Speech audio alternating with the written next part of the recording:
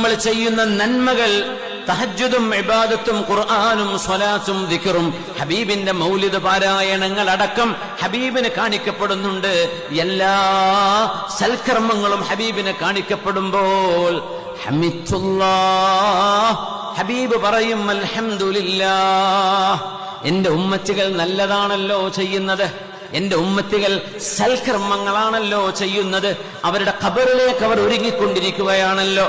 നാളെ വുഖൂഫുഹും ബൈന യദയില്ലാഹ്, അല്ലാഹുവിന്റെ മുമ്പിൽ നാളെ പോയി കയ്യും കെട്ടി നിൽക്കേണ്ടി വരുമെന്ന ബോധത്തിലാണല്ലോ എന്റെ ഉമ്മത്തികൾ ജീവിക്കുന്നത് എന്ന് കാണുമ്പോ ഹബീബ് അല്ലാഹുവിനെ സ്തുതിക്കുന്നുണ്ട്. പിന്നെ പറഞ്ഞു വമാ റഅയ്തു ഗൈറ ദാലിക്, ഹബീബാ നബി തങ്ങൾക്ക് വേദനയുണ്ടാകുന്ന വിഷയമാണത്. ആ വേദനയിൽ ഹബീബ് നമ്മളെ ശപിക്കുന്നില്ല കേട്ടോ, ശപിക്കുന്നില്ല.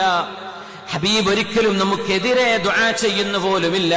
ഹബീബ് പറയാണ്, നിങ്ങൾ ചെയ്യുന്ന കർമ്മങ്ങൾ എന്റെ വഫാത്തിന് ശേഷം എനിക്ക് കാണിക്കപ്പെടുന്നത്. അങ്ങനെ തന്നെ മനസ്സിലാക്കുക, അതാണ് ഹദീസ്.